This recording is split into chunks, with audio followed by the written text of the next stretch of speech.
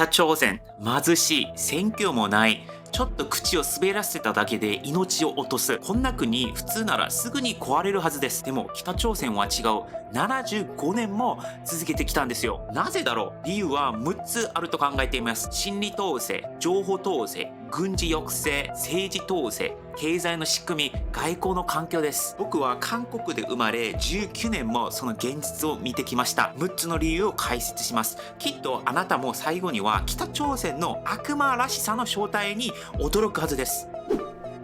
まず一つ目はですね、国民の心理を統制するというところです。北朝鮮の小学校の朝はチャイムではなく軍歌から始まるという話もあります。教室の壁にはキム・イルソンとかキム・ジョンウンさんの写真が並んでいて、黒板の横には赤い文字で終了キム・ジョンウンに永遠の忠誠をとか、算数より先に習うのがアメリカは悪い国だ、韓国はさらに悪い奴らだみたいなフレーズなんですね。外へ出れば銅像の足元で花畑を抱える人々、広場ではスローガンやスピーカーが鳴り立てられ、耳の奥にジンジンするぐらいのレベルですね。そしてこの空気をさらに重くするのが外敵の強風でして、年に数回国営放送が流す米韓合同軍事演習の映画には爆発音と軍歌の行進音が重なります。まるで明日にも戦争が始まるような緊迫感に老若男女が緊張します。団結しなければ民族が滅びる呪いのような言葉が寒さにもお腹が空いても耐える力に変わるんですね。そして最後に待っているのは普通を疑えない環境でして、暗い部屋での夜ご飯は茶碗に盛られたトウモロコシのご飯と塩のスープ。海外の生活なんて見たこともないから、これが世界共通の夕食だと思ってる人も多いです。もし違う世界があると口にすれば、翌朝には家ごと消えているかもしれないというのが北朝鮮ですね。2つ目の話はですね、情報統制というところで外部情報を遮断して思想を教育させてるっていうところです。北朝鮮の情報の壁はまるで分厚い鉄板を何重も重ねたようですね。かつて同性冷戦の時代、東ドイツでさえ国外の雑誌とか音楽はこっそり流れ込みましたが、北朝鮮はそれすら許されません。市民はインターネットに触れられません。テレビやラジオは北朝鮮の国営放送のみ見ることができます。で、携帯電話は北朝鮮国内でしかできなくて、海外に電波はもちろん通じないですね。それでもですね、飛び込む外の風というのがあって、最近だとカンドラとか K-POP とかハリウッド映画だったりとかっていうのはどうしても入りたくなる。それを求める人がいるから入りたくなるんですね。それを防ぐために北朝鮮は懲役を果たすだったりとか、人は死刑までやるってことですね。16歳の少女がカンドラを見ただけで捕まるだったりとか、そのカンドラ流した人はもう死刑されるとか、今時代私たちネットフリックスで見てるんですけども、このネットフリックスの人々が全員死刑されるようなレベルなんですよね。そんな現実があるという国が北朝鮮です。しかし最近は、その壁にひびは入り始めているらしいです。密輸や闇市場を通じて海外の歌やドラマが若者の部屋に忍び込む。韓流アイドルの髪型をこっそりと真似する男子上司だったりとか、そんな小さな異変っていうのが北朝鮮を少しずつ変えているということも最近言われています。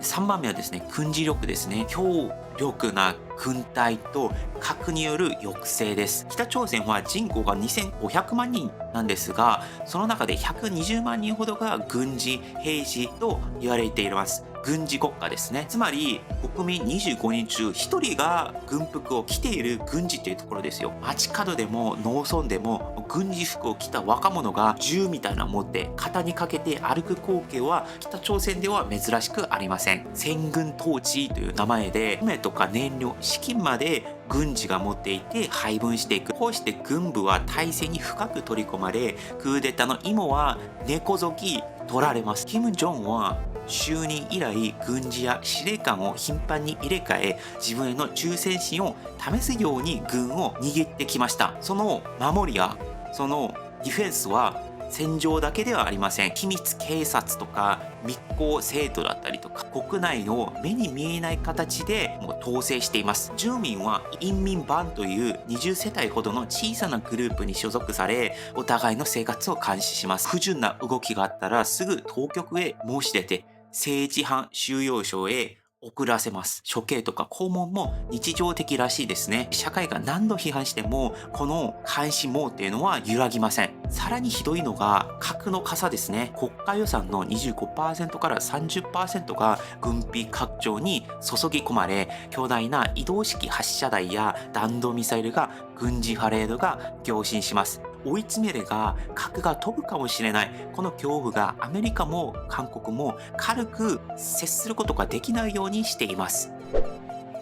4番目の話はですね、政治体制です。絶対的な支配構造ですね。北朝鮮はキム・イルソン、キム・ジョンウンと3代続く王朝ですね。最高指導者として神格化され、その顔は全ての公共施設に掲げられ、花を置く台には常に人々が列を作ります。2011年、まだ30歳も満たしてない金正恩が登場した時、多くは若すぎると囁きました。しかし10年ぐらい経った今、軍も政治機関も完全にこの金正恩っていう人が握っています。クーデターの影などはもう最近はほとんどないらしいですね。もちろんやろうとする人はいると思うんですが、もう全部捕まってできなくなってるというところですよね。で、この権力の要は朝鮮労働党と朝鮮人民軍の一体化であって、要職には本当に忠誠できる人しか座ってないというエリートが配置されています。少しでも異論を言おうとしたらすぐ殺されるみたいな、もうすぐ死ぬことになるというところですね。もう象徴的なのが権力の中核にいた親族ジャンソン・タクまで処刑させました。罪としては金正恩を殺そうとしたという陰謀罪ですね。もう親族までそういった疑惑があることだけでももうこの世から消すというのがもう北朝鮮のやり方ですね。こういった恐怖はさらに日常へ行きます。あるすっぽん養殖場視察で多くのすっぽんが死んでいたことを怒られた担当者がその場で処刑が決まったという話もあります。そして連在性っていうのもありますね。一人が政治犯とされれば両親とか子供とか姉妹までもう3世代が収容所に送られる。もう死ぬまでそこで労働しないといけないっていう、まるで地獄への家族旅行というのがあります。で、5つ目は経済に対する抑制です。北朝鮮の経済は長年縄渡りのような状態です。1990年代半ば、苦難の行軍と呼ばれた頃は数十万人が命を落としたと言われています。ご飯がなくて苦労したというところですね。市場に並ぶのはトウモロコシとか雑草を混ぜた団子スープとか、普通なら政権を揺らぐはずが逆に人々は食べることで精一杯になり政権を変えるとかそういったことを考える余裕すらなかったというところですね。皮肉にもこのギリギリの貧しさが統制を強くする道具になったのです。配給制度が崩壊すると人々は生きるためにジャンマダンと呼ばれる闇市を広げました。バケツ一杯のジャガイモ、韓国製の歯磨き粉、中国のインスタント麺、今や北朝鮮の街に並ぶようになったらしいですね。国民は政府よりも市場に頼り独自の商法で家計をつなぐようになりました。それでもですね、国は崩れません。背後には中国からの食料や石油、かつての韓国政権からの援助がありました。今も密貿易だったりとか、海外労働派遣だったりとか、暗号資産のハッキングまで駆使して外兵を稼いでいます。経済が破綻しても体制は沈まない。この矛盾こそが北朝鮮のしぶとさを物語っています。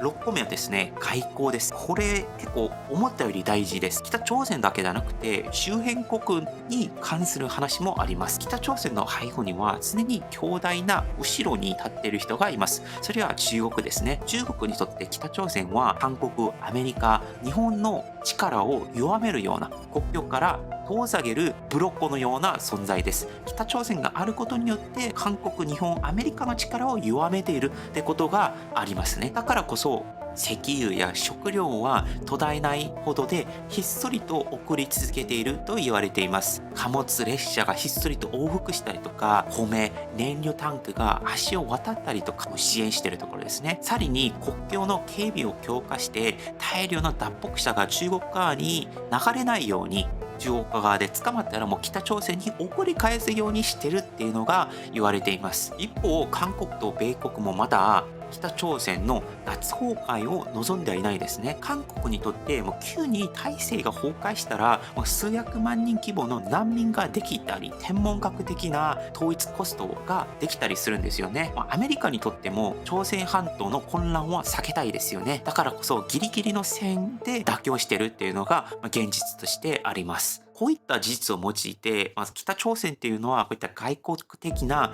効率すら武器に変えます。で、ここまでが6つの理由でした。最後に伝えたいことあるんですけれども、北朝鮮の影響力というのは国境の向こうだけの話ではありません。日本にもかつて北朝鮮のスパイは潜り込んでいました。今も潜り込んでいるかもしれません。そしてこれは事実として日本の海岸から人が消えました。拉致ですよね。夜の港町で波の音に紛れて連れ去れた命。私たちはこの事実を忘れてはいけません。今はですね、彼らは姿を消したわけでもありません。銃とか船ではなく、パソコンとネット回線を武器にしています。北朝鮮のハッカー集団は日本企業や観光庁を狙って静かに侵入して情報や金を奪う。ミサイルよりも音がしない侵略っていうのは21世紀に広がっています。そうしないと自分たちもお金がない、飯が食えないので他の世界をアタックしようとしてるんですね。日本も例外ではありません。